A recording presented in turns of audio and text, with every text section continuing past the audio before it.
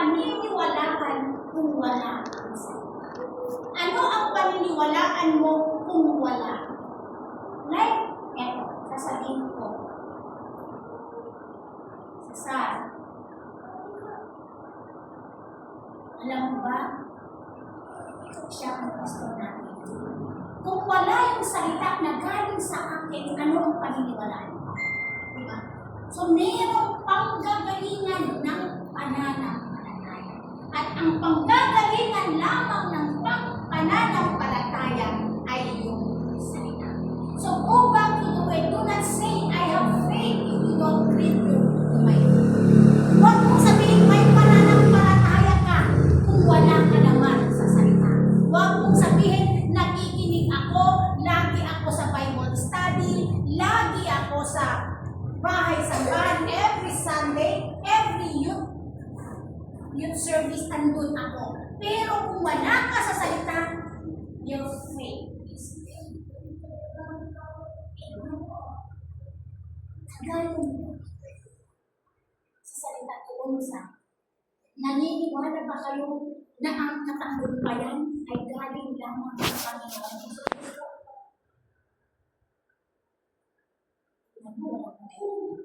Kung ako, amen!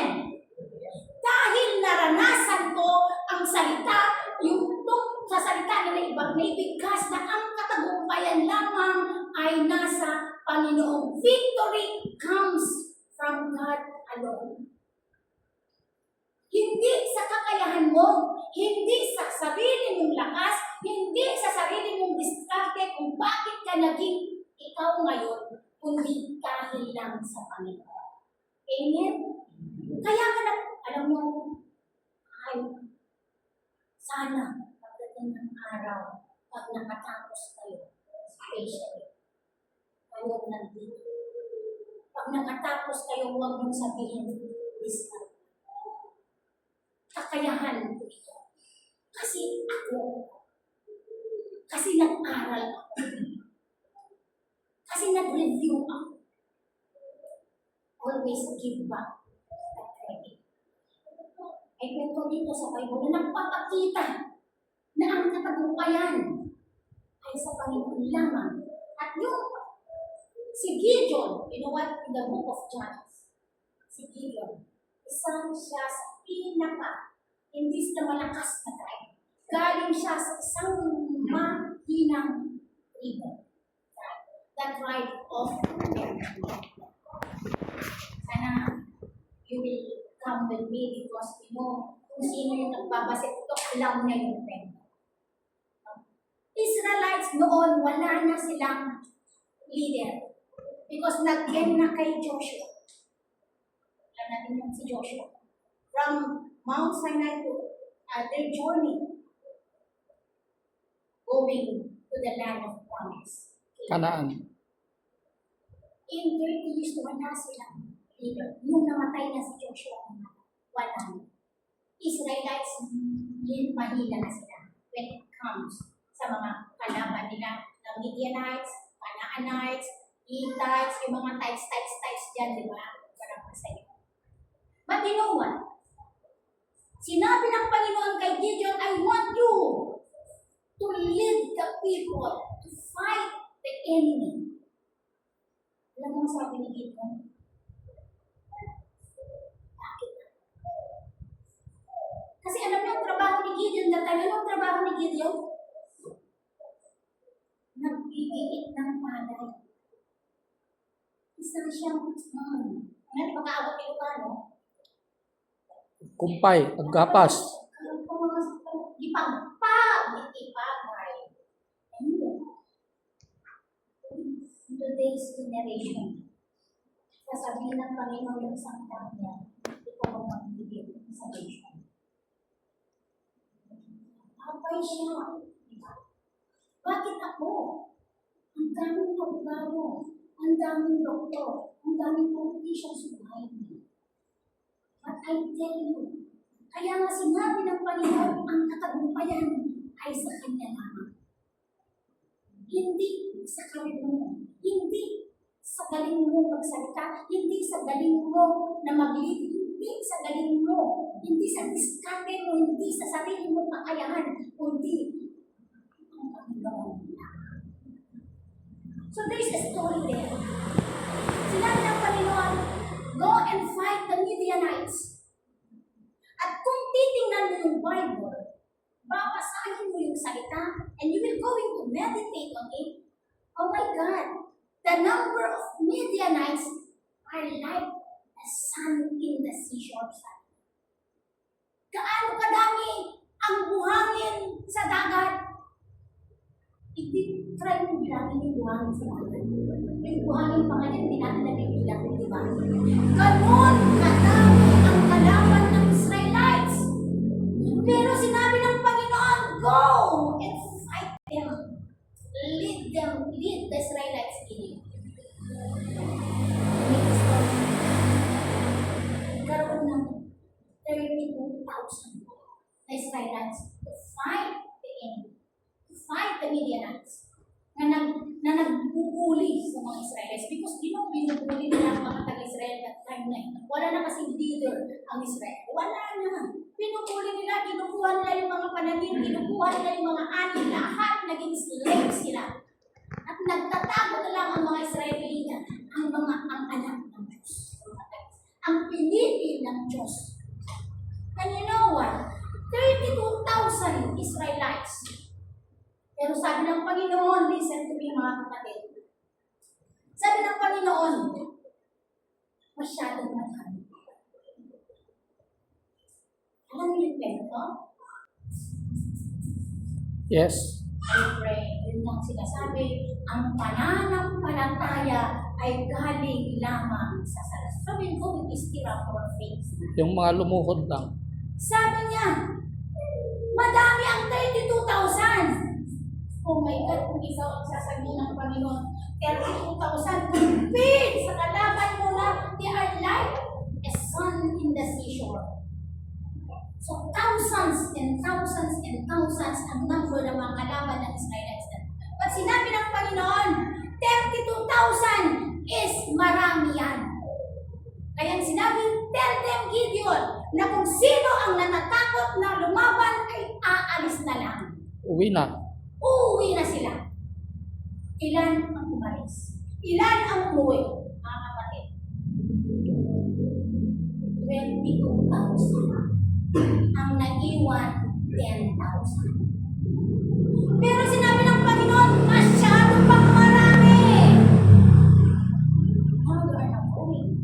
Nakikita mo. And Gideon is listening. Is doing yung sinasabi na. Hindi siya nag-question, Lord! 10,000 na lang kami, tapos kakaltasan mo ba? Masyado, sabi ng Panginoon sa 10,000, masyado pang marami. Oh my God. Let's say yung kalaban 100,000 or 1 million. Like the seashore, like the sun. Ang dami nila, ang kalaban nila ay parang buhangin sa and then, okay, you can lead them sa batis. At kung sino ang iinom, na they're going to take the water out from it and back to it. Inom nila na ganito. Sila ang mahirap. At kung sino yung iinom na parang aso,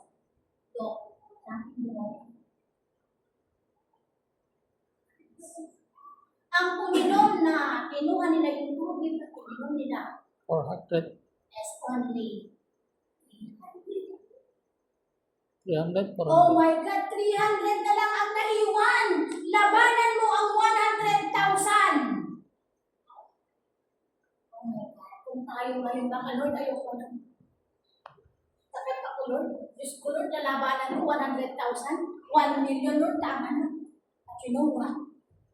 Because God is talking to Gideon, and Gideon have the faith, believed, and oath. It's not me, but it's you. It's you.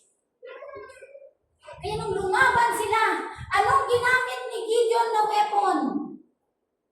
Ang kalaban, may chariots, may swords, Ang sinabi ng Panginoon sa kanila, ang gagamitin mo lamang ay trumpeta. Trumpet, ang kunin mo lang trumpeta at jar. Alam niyo yung jar? Banga. So, paano ka lalaban? Mga kapatid, gising tayo po mga kapatid. God is stirring up our faith tonight because our faith is dead. Kahit sasabihin, kahit nababasa mo yung salita dito, pero hindi mo ginagawa dahil hindi mo yun pinapaniwalaan. Gising pag pinawinawalaan mo at ginawa mo, kapatid, may tagumpay ka. Ginawa mo. And see, Israelites, yun. Paano ang ginawa nila? They just listen to the instruction of God. Sinabi niya, Gideon, wala kang gagawin kundi just blow the trumpet pag nandun na kayo sa kalaban. May distortion. And then ibagsak nyo yung jar. Just imagine jar. Gusto ang kalaban mo, may sword. May mga chariots. Pero ang sasabihin lang ng Panginoon, trumpeta. Ibabagsak mo lang yung jar. Paano makakapatay ng kalaban yun? Pero I tell you, there is a hidden secret in that one. Dahil ang pag-blow ng trumpeta is praising God alone. Like also in the story of the fall of Jericho. Alam mo yung fall of Jericho? Upang babagsak ang pader. Dahil ang pader na yun ay napakakapal. Hindi mo kayang masuhin yun para makapasok ka sa city of Jericho. Pero anong sinabi ng Panginoon kay Joshua? Wala kang gagawin. Ikutan mo yung pader na yun ng 7 beses. Wala kayong gagawin kundi just blow the trumpet. Pinaniwalaan ba nila? Yes. Ginawa ba nila? Yes. Kung baka ikaw ngayon na nakaupo dito, sasabihin ng Panginoon, you have battles in your own life. Sasabihin niya, anak, ang gagawin mo lang.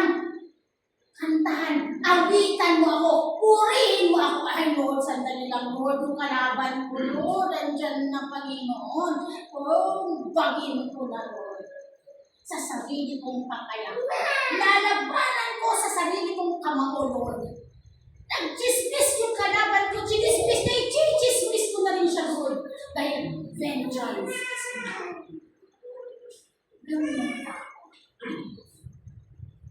Wala kang pananampalataya sa salita. Kaya ginawa, nanalo ko si Gideon.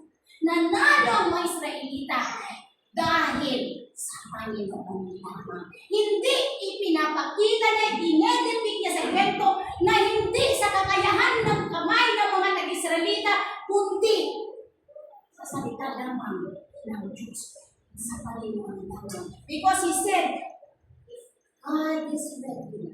Nothing can be against you. And He will prepare a table for you in the very Presence of your enemy. Hindi ikaw, hindi siya lang. Kaya sa may mga battle tayo mga bago ngayong gabi, right? Your studies, that is a battle.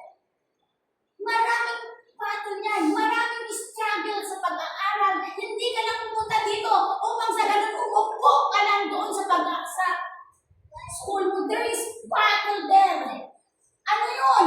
Pag wala kang tuition fee, pag wala kang transportation, pag wala kang allowance, that is a battle. And how to fight that battle?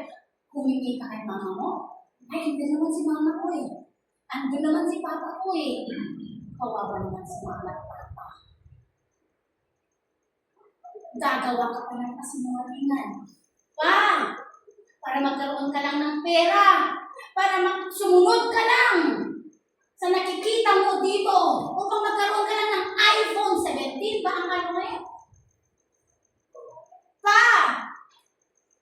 Sasabihin kita Apay gumatangak na tati predicate kin subject kin at tati at kami project meal. Kahit wala kang budget. That is a battle to your life. One is lying. Dishonesty and how you combat that one. Go back to the word. Kneel down. If you have battles, if you have wars, private wars, surrender it to the Lord. And God will be the one who will fight. He said in His word still, kneel down. Pag nawawalan ka ng pag-asa, pag nawawalan ka na ng allowance, kung saan ay gusto mo utawag ni classmate ko, go back to your room, read the word, kneel down, Lord, have mercy on me. Fight it on your knees. Do not fight on your face. Go back to your room. Ganun ang ginagawa ko every time I have battles, private wars. Kalaban mo sa labas, I don't want to fight them in their territory. But I always fight them in my own territory. Where? In my own. Where? Yun. Pag may naririnig ako,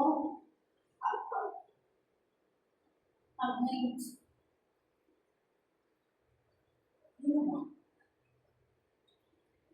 anong ginagawa ko? Hindi ako nagpupunta sa social media post. I post it in the very word of God. In prayers.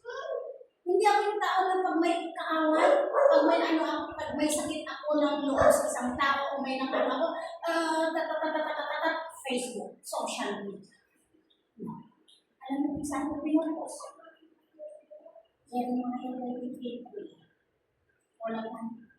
All unclean, and we go to the cities that you know. It's only God. It's my only audience. The only audience I have is God, not people. That's why I have this choice. Because I fight it on my knees. Kaya ganun ang ginawa ko si Joshua. Nakinig sila sa sinasabi ng Panginoon.